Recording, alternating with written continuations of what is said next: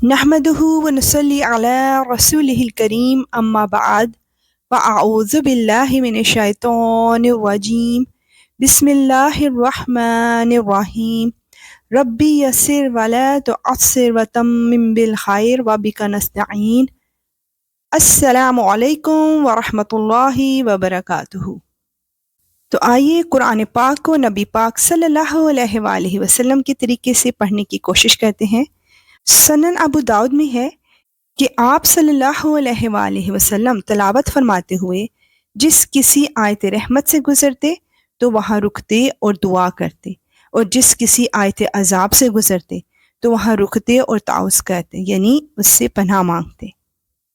سورہ نحل کی آیت 43-44 میں بیان کیا جا رہا ہے کہ قرآن کے احکام پر عمل حدیث کے بغیر ممکن نہیں، اور اے پیغمبر ہم نے تم سے پہلے بھی کسی اور کو نہیں، انسانوں ہی کو پیغمبر بنا کر بھیجا تھا جن پر ہم وحی نازل کرتے تھے۔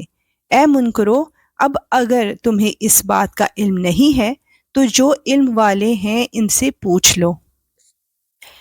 ان پیغمبروں کو روشن دلائل اور آسمانی کتابیں دے کر بھیجا گیا تھا، اور اے پیغمبر ہم نے تم پر بھی یہ قرآن اس لیے نازل کیا ہے تاکہ تم لوگوں کے سامنے ان باتوں کی واضح تشریح کر دو جو ان کے لیے اتاری گئی ہیں، اور تاکہ وہ غور و فکر سے کام لیں۔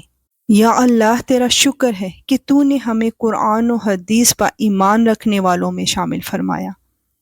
آیت 45-47 میں ہم جانیں گے کہ اللہ سبحانہ و تعالیٰ نے ہر وقت کس چیز سے ڈرنے کا حکم دیا ہے۔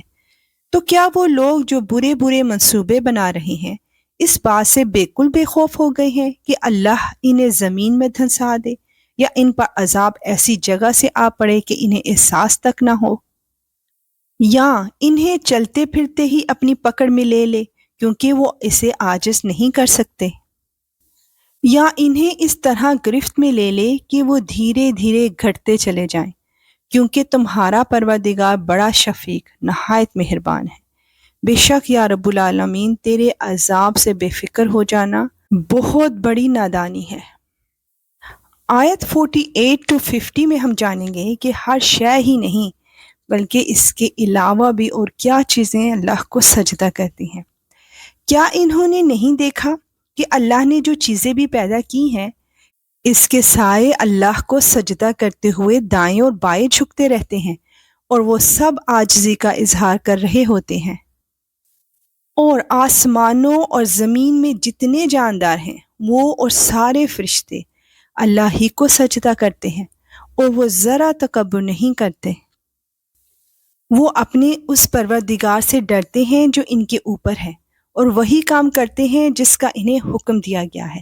یہ سجدہ کی آیت ہے۔ سبحان اللہ، بے شک تکبر تو انسان کو سوٹ ہی نہیں کرتا۔ آئیے جانتے ہیں کہ آیت 51 اور 52 میں کس بات سے منع کیا جا رہا ہے۔ اور اللہ نے فرمایا ہے کہ دو معبود نہ بنا بیٹھنا، وہ تو بس ایک ہی معبود ہے، اس لیے بس مجھی سے ڈرا کرو۔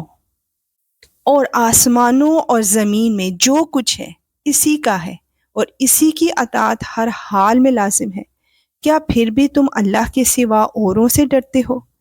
یا اللہ ہم گواہی دیتے ہیں کہ تیرے سوا کوئی عبادت کے لائق نہیں، اور نبی پاک صلی اللہ علیہ وآلہ وسلم تیرے رسول اور بندے ہیں۔ آیت 53-56 میں نعمتیں اور تکلیفیں ملنے پر انسانوں کے رد عمل کو بیان کیا جا رہا ہے۔ اور تم کو جو نعمت بھی حاصل ہوتی ہے وہ اللہ کی طرف سے ہوتی ہے، پھر جب تمہیں کوئی تکلیف پہنچتی ہے تو اسی سے فریادیں کرتے ہو۔ اس کے بعد جب وہ تم سے تکلیف دور کر دیتا ہے تو تم میں سے ایک گروہ اچانک اپنے پروردگار کے ساتھ شرک شروع کر دیتا ہے، تاکہ ہم نے اسے جو نعمت دی تھی اس کی ناشکری کرے۔ اچھا کچھ عیش کر لو، پھر ان قریب تمہیں پتہ چل جائے گا۔